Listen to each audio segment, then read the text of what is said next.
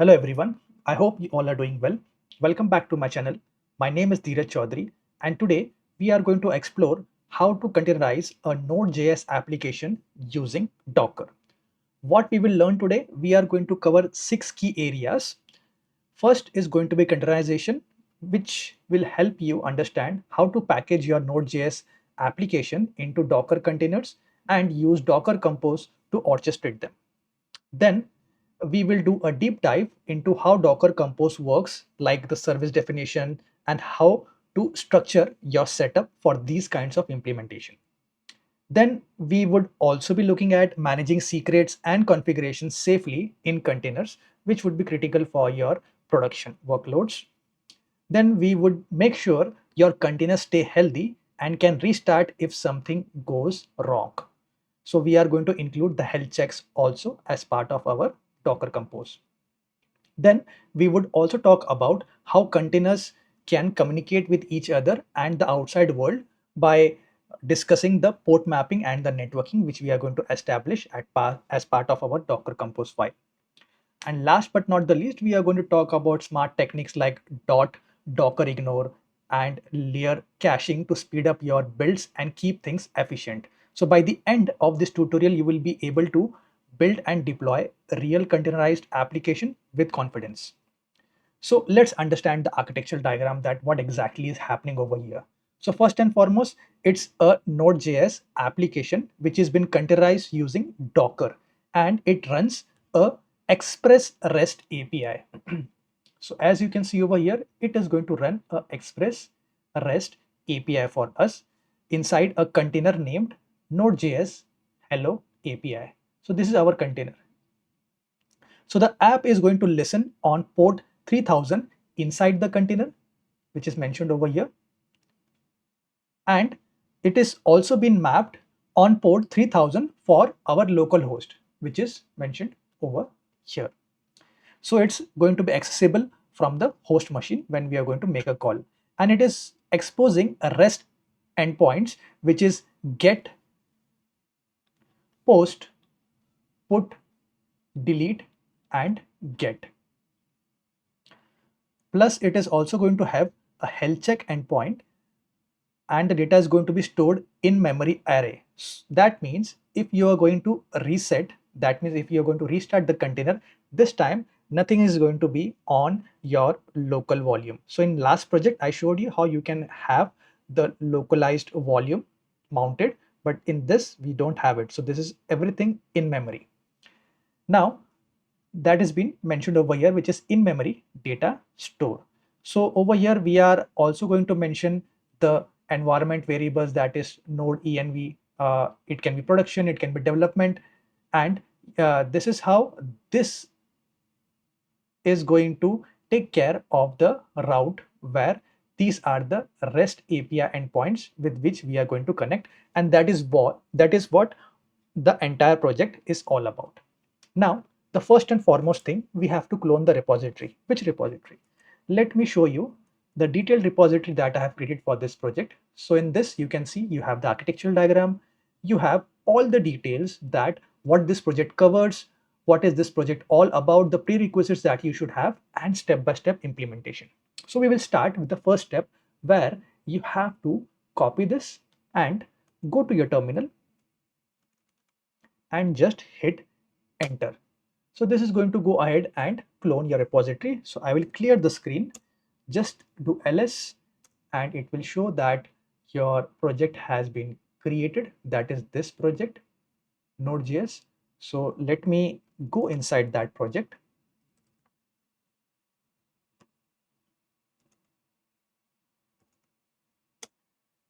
And clear this and do ls-lrt. And these are all the files that I'm going to talk about. So it's time for us to review all the project files one by one. So the first file over here you can see is index.js. So this index.js is containing the code that is the Express.js, which is having the REST API with in-memory CRUD operations. What is this operations? The same operations that I showed you before, that is get, post, put, delete, and get. That is one for health check, other for the items. So let's jump to that specific file and see. So over here you can see that as this is the in-memory data store where we have given two by default items, that is Docker and Node.js, container platform and JavaScript runtime. And if I go down, so this is the health check endpoint that has been created. Then if you get for get all items, get single items, read, then for create, add new item over here, that is a post, and then for update we have a put, and for delete we have delete. So this is where all your API code has been established. Now the next file is package.json. So this defines the Node.js that we are building dependencies. So if I take you to package.json, over here all the dependencies has been mentioned. So as soon as we are going to run our Docker Compose, it is going to install all the dependencies onto our Docker container so that the application can run properly. Third is docker-compose.yml. So this is where we are going to define how we are going to build and run the container. So let's understand this one by one. First and foremost, we are going ahead and defining our services. Inside our services, I am saying that our service name is Node.js API. The image that we are going to use is Node 18 Alpine, which is a lightweight image. Then we are defining the container name for us, which is Node.js Hello API. And then we are setting the work directory over here. So whatever command we are going to run, it is going to run inside this directory. Then, as I said, we are going to have in memory. So at that time, we have a volume that is going to get created. It is mounting to the current directory into the container. And this is the container. This is the directory on which it is going to get mounted. Then this is the localhost port, and this is the container port that we have defined 3000. And this is the command that we are going to run, which is going to install the npm along with its dependencies, and it is going to start the npm for us. And we have set the environment variables over here along with bypassing the node environment as well as the port. For restart policy, we have again kept restart unless stopped. That means till the time we don't stop it manually, it will keep on restarting it. So over here, one new concept that we have introduced is the health check. What this health check is going to do over here is, so this is going to check periodically if the container is healthy or not. So for checking that, it is going to do that in every 30 seconds. Then it is going to wait for 10 seconds for the response. Once it is going to run the command to check it, then it is going to retry 3 times before making the container unhealthy. And the start period, that is for installing npm and everything, we have kept it as 40 seconds. So this is how you define your Docker health check as part of the best practices. So next is our dockerignore file. So in dockerignore file, we have mentioned all the node modules and everything that is not required as part of the image build. Then comes another file, that is gitignore. It is going to prevent the node modules which are going to get created and the environment as well as the logs of the git. It is not allowing that to push to the git repo, making it clear. So these two are the part of the best practices. Now, as we have understood all the code files, it's time for us to run the docker compose file with the following command. So when you run the following command, what exactly happens in the backend? First and foremost, it is going to create the container, create the image, as well as it is going to start the container. So first step would be creation of the image, and second step would be going ahead and creating the container and starting that container. Once the container is getting started, it is also going to make sure that it is being mapped with the port 3000 with our host machine, and the environment variables are set accordingly, as well as the health check has been performed properly. So this time the container won't come up quickly. It will take some time to show if the container is healthy or not. So what I'm going to do is, let me take you to our terminal. So inside this terminal right now, you can see these are the number of files which are present. When we are going to run this specific command, you will see there are many npm packages which is going to get installed inside this specific directory. So I will say docker compose up dash d. So I will hit on enter, and you can see now it is first going to pull the Node.js API image, then it is running the network, creating the network. See, the network has been created and it is saying that the container Node.js Hello API has been started as part of. So if I take you to our desktop over here, you can see the container has been created successfully, which has been started by, that's why it is showing green, means running, and the image is also available over here. So let me go ahead and jump back to our screen. So our next step is to verify if our container is up and running properly. For doing that, we will run the command docker compose ps, and it is going to tell us the status, and it says that the container is up and running. Now it's time for us to test the API. So you can do it in various ways. First, I will show you how you can do that from the browser by using localhost 3000, because this time we are using the port 3000. So I will take you to the browser.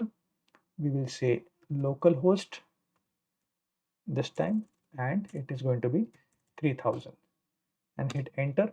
So you can see as soon as I have run that, it is giving us the output that Node.js Hello World API is up and running, and these are all the endpoints which are available. So this is what we have mentioned, the welcome message inside it. And if you click on pretty uh, print, so it is giving you these details.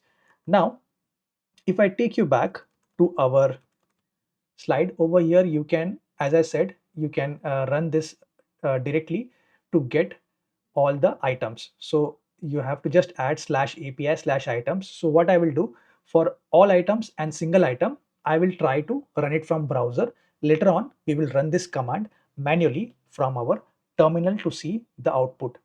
Okay, so you will get an understanding of how to run from terminal as well as from the browser.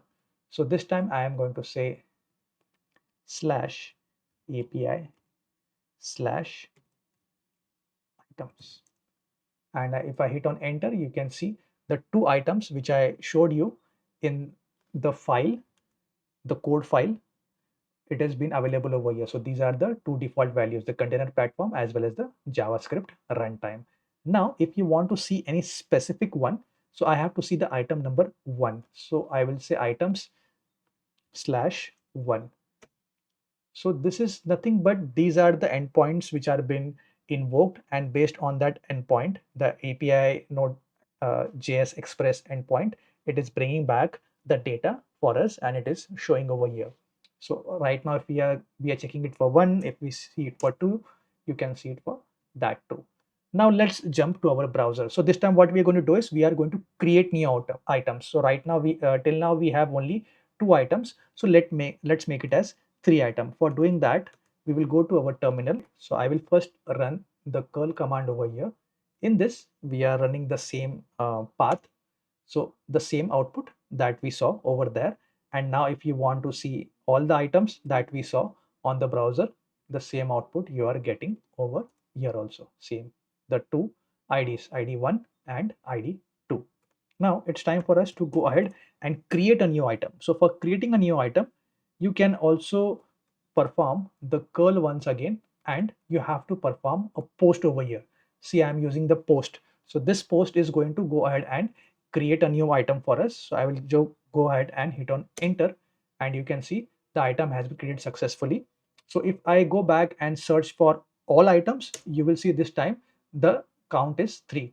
So there is a new item which has been added, that is ID number 3 automatically. So let's do one thing. So as we have 3 over here, let's let me try to update one of them. So if I take you back to the browser, and if I just remove this, and I will show you what all items we have. See, we have item number 1, 2, and 3. So I am thinking of updating the Docker thing. So for Docker, I will say instead of Docker, we will make it as Docker updated. So let's go back to our terminal and let me run that command for us. So this command is going to do nothing. It is going to do a put method. Whenever you're using put, that means you're performing an update. Now I hit on enter, and you can see it has been completed successfully. Let's go back to our browser and I will try to reload. And if you see from Docker, it has changed to Docker updated. That is how you can perform the put action over here. And now the final thing is, over here we have three content that we have created, three data content, that is id 1 2 3. So let me go ahead and delete one of them, that is id 2. So for doing that, you just have to do the delete option. So for that, you can just go to the browser. So I am deleting the item number 2. If I hit on enter, it has been deleted successfully. So this is all REST API endpoints which are working in the backend, that the application that we have created. So if you see now, there is ID number 1, ID number 3, and one ID has been deleted successfully. So as you can see that we have performed all the operations from checking all the items. So this is the API number 1 for get all items, then single item there was one API, then new item there was one API, update item there was one API, and for delete item there was one API which we have explored end to end. And once this is done, it's time for cleanup. You can go ahead, go back to the terminal, clear the screen, and say docker compose down. It is going to bring down the containers that you have already created. And that's it for this video. Thanks a lot for your time and for sticking till the end. I really appreciate it. If this helped you or you learned something new, do me a favor, hit that like button. And if you think this can help someone else, share it with them. It really helps us to grow the community. Also, don't forget to subscribe so you don't miss the upcoming videos, especially since we are building a full series around this. And I will see you in the next one. Bye for now.